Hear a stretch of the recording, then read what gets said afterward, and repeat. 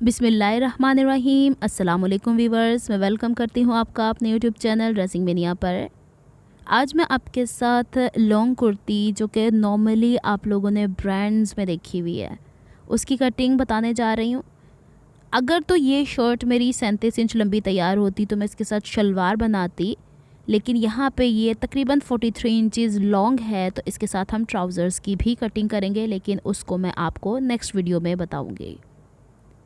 सबसे पहले मैं आपको बता दूं कि इस शर्ट के ऊपर ये जो नेकलाइन आपने देखा है ये पैचेस की सूरत में अवेलेबल था, तो इसको मैंने पैच करवाया है मार्केट से। फिर इसके बाद गले की चौड़ाई ऊपर से मैंने कढ़ाई के हिसाब से मार्क की है। अब यहाँ पे जो स्लिट थी मेरे पास, उसको अगर आप गौर से देखें तो 3/4 इंचज़ से भी 1 पॉइंट कम है, यानी 1.25 इंच से भी थोड़ा सा कम है। तो मुझे यहाँ पे ये जो फ्लोरल सा पैटर्न आ रहा है या एक स्टेम आ रही है, उसका सेंटर मिल गया है। तो उसको देखते हुए मुझे यहाँ पे इसकी चौड़ाई इस तरीके से फ़ोल्ड करना पड़ेगी। एक चीज़ वाज़े कर दूँ कि यहाँ पे जो मैंने नेकलाइन पैच करवाया हुआ है वो बिल्कुल कपड़े के सेंटर में है। और यहाँ पे एक और चीज़ का मैंने ध्यान रखा है कि कपड़े को पहले मैंने मोड़ के देख लिया था कि आया इसके प्रिंट में तिरछान या कान तो नहीं, फिर मैंने इसके ऊपर पैच करवाया है। अच्छा जी, यहाँ पे सबसे पहले मैंने इसके नेक लाइन को फ़ोल्ड किया है ऊपर से, फिर मैं इसके दामन की तरफ आऊँगी। इसके दामन के ऊपर भी एक पैच तकरीबन 3 इंच ऊंचाई का है, जिसको मैंने इसके ऊपर पैच करवाया है। घर पे मैंने इससे नहीं स्टिच किया। अब यहाँ पे जितना कपड़ा मेरे पास चौड़ा है उसको एज इट इज़ रहने देना है, क्योंकि शर्ट के फ्रंट की तरफ फ्लोरल प्रिंट कुछ इस तरीके से था कि मुझे गला हर सूरत में सेंटर में ही पैच करवाना था। और सेम इसके जाहिर सी बात है, जब गला इसके सेंटर में है तो इसके दामन के ऊपर मेरे पास जो पैच था वो भी सेंटर में ही करवाना पड़ा था। अब जो बैक का हिस्सा है उसको अगर मैं फ्लोरल प्रिंट को छोड़ दूँ तो कोई फ़र्क नहीं पड़ता। एक्स्ट्रा जो कपड़ा बच रहा है चौड़ाई के रुख पे, उसे मैं पलटों की सूरत में इस्तेमाल कर सकती हूँ या नेकलाइन के बैक के ऊपर। अब यहाँ पे एक चीज़ मैं आपसे वाजे कर दूँ कि जो आपके दामन की चौड़ाई है उससे आपने 3 या 4 इंच एक्स्ट्रा रखनी है, क्योंकि जो ब्रांड्स की कुर्तियाँ होती हैं जो लॉन्ग चल रही हैं आजकल, वो थोड़ी लूज़ फिटिंग की चल रही हैं। तो ये जो कपड़ा है ये बैक के पीस का है, फ्रंट वाला हिस्सा हमने सेपरेटली फ़ोल्ड कर लिया था। अब यहाँ पे फ्रंट वाला हिस्सा ऊपर की तरफ रखा है मैंने, और बैक वाला हिस्सा नीचे, और फोल्डेड हिस्से इस दफ़ा मैंने अपनी तरफ रखे हैं। इस वाले ड्रेस के अंदर आपको वो नेकलाइन भी मिल जाएगा, जब मैं इसकी स्टिचिंग आपसे शेयर करूँगी, कि जिसकी डेप्थ बहुत कम होती है। चलें जी, अब हम इसकी मार्किंग कर लेते हैं। फोल्डेड हिस्से से बाहर की तरफ मैं अगर फ़र्ज़ करें कि अपना जो तीरा होता है शोल्डर वो 8 इंच रखती हूँ, तो इसमें मैं 8.5 इंच रखूँगी। ये थोड़ी सी खुली ही सिलती है। फिर इसके बाद आर्म होल की डेप्थ या मोढ़े की जो गहराई होती है उसको भी मैं 8.5 ही इंच रखूँगी। जितना मेरा शोल्डर होता है उसके हिसाब से मैंने इसकी आर्म होल की डेप्थ रखनी होती है। यहाँ से ज़रा मैं मेजर कर लूँ कि यहाँ से भी 8.5 इंच होना चाहिए। अगर कम ज़्यादा होगा तो यहाँ पे आर्म होल की जो हमारी फ़िटिंग होती है वो कम ज़्यादा हो सकती है। तो यहाँ पे पहले हम स्ट्रेट लाइन ड्रॉ कर देते हैं, और जहाँ पे हम लोगों की आर्म होल की डेप्थ यहाँ पे मार्क की हुई है मैंने 8.5 इंच, वहाँ से मैंने चेस्ट की फ़िटिंग लेनी है। चेस्ट की फ़िटिंग नॉर्मली जो मैं रखती हूँ वो 10 इंचज़ रखती हूँ, लेकिन इसमें मैंने 11 इंचज़ रखनी है। फिर मैं बता रही हूँ, ब्रांड्स के अंदर जो कुर्तियाँ हैं वो आपकी फ़िटिंग से 1.5 इंच ज़्यादा खुली हुई होती हैं। तो यहाँ पे मैं तकरीबन 11 इंच के करीब इसकी चेस्ट की मार्किंग कर लेती हूँ। अच्छा जनाब, यहाँ तक हम लोग पहले ऊपर आर्म होल की सारी चीज़ें देख लेते हैं। शोल्डर स्लोप, या फिर अगर आप देखें, आप अगर सीधे खड़े हों तो आपका शोल्डर गले की तरफ से बाजू की तरफ तिरछा जा रहा होता है। तो यहाँ पे मैंने जो आर्म होल की डेप्थ मार्क की है उसमें 1.25 इंच नीचे की तरफ मार्क करके जितनी गले की चौड़ाई है उससे मैंने तिरछा मिला दिया है। फिर जो पूरी ये लाइन है 8.5 इंच, इसका हमें सेंटर निकालना है, जो कि होगा 4.25 इंच के करीब। अब यहाँ पे एक चीज़ और काबिले गौर है कि जो आर्म होल की डेप्थ फ्रंट की यहाँ से होगी, हम नॉर्मली अपने हिसाब से 1.25 इंच रख लेते हैं, लेकिन ब्रांड्स जो होती हैं उससे थोड़ा सा माइनर ही रखती हैं, बहुत ज़्यादा डेप्थ नहीं होती। और इस निशान को यहाँ इस वाले निशान से जो हमारा शोल्डर स्लोप है ना, उसको मिलाना है, डायरेक्ट ऊपर से नहीं मिलाना है। यहाँ तक आपको क्लियर हो गया।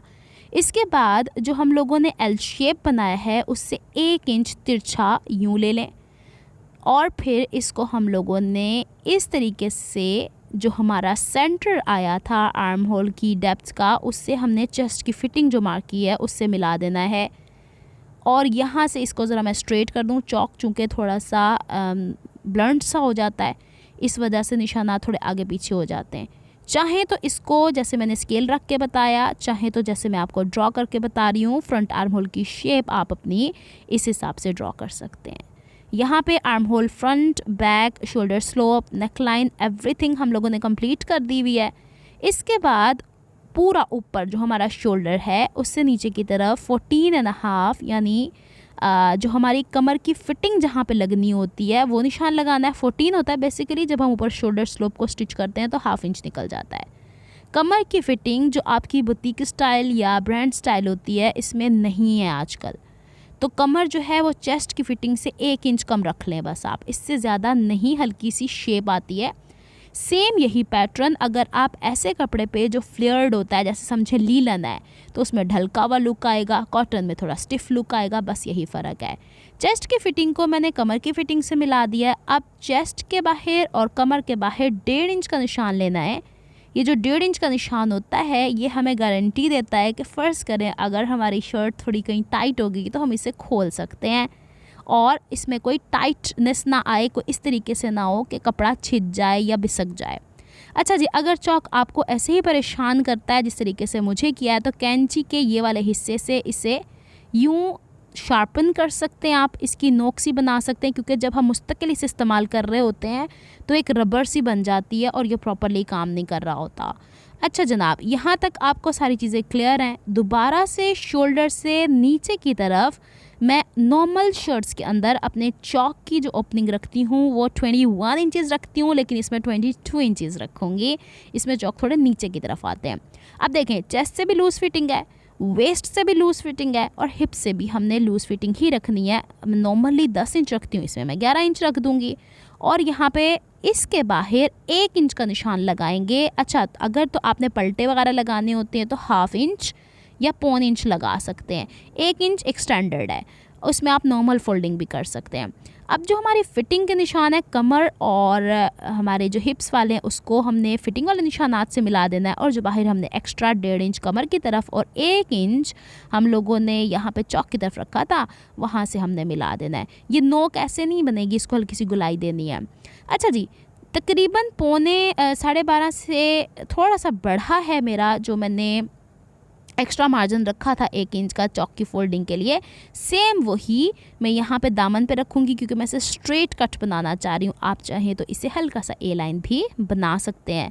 बाज़ कपड़ों में गुंजाइश होती है, लेंथ बढ़ी हुई होती है, तो आपने ये 43 थी तो बाज़ुकात 50 इंचज़ तक भी अगर आप एंकल लेंथ पहनना चाहते हैं तो भी सेम ही कटिंग होगी, बस ये कि चौक थोड़े से लंबे हो जाएंगे।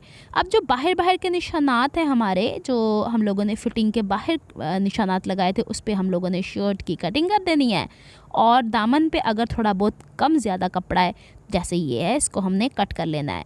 अच्छा जी, अब फ्रंट वाला पीस उठा, ये जो एक्स्ट्रा कपड़े बचे हैं इसको मैंने पलटों के तौर पे इस्तेमाल करना है या फिर नेक लाइन के बैक पे इस्तेमाल करना है, इसीलिए शर्ट का बैक वाला पीस मैंने एक तरफ से फोल्ड किया था। अच्छा जनाब, फ्रंट वाला पीस उठाने से पहले जो हमारी शर्ट का है, बैक वाले पीस पे निशानात 3 चेस्ट, वेस्ट, हिप्स वाले ट्रांसफ़र कीजिएगा और फिर इसे स्केल की मदद से स्ट्रेट कर लेना बेहतर होता है, क्योंकि जब फिर हम बाद में सिलाई लगा रहे होते हैं तो फिर उस दौरान ये निशानात लगाना बिल्कुल प्रॉपर नहीं रहता। यहाँ तक हो गया। फिर हम लोगों ने फ्रंट का पीस ऊपर की तरफ उठा लेना है और आर्म होल की कटिंग कर लेनी है। ये छोटी छोटी सी टिप्स हैं जिसे आप फॉलो करेंगे तो आप नॉर्मल कुर्ती या इस तरीके से ब्रांड स्टाइल कुर्ती काट रहे हैं तो ये तो एक जैसा ही काम हो गया। स्लीव्स के ऊपर आइएगा, इसका प्रिंट कुछ इस तरीके से है। पहले मैंने एक दफ़ा फ़ोल्ड किया, फिर दूसरी दफ़ा फ़ोल्ड किया।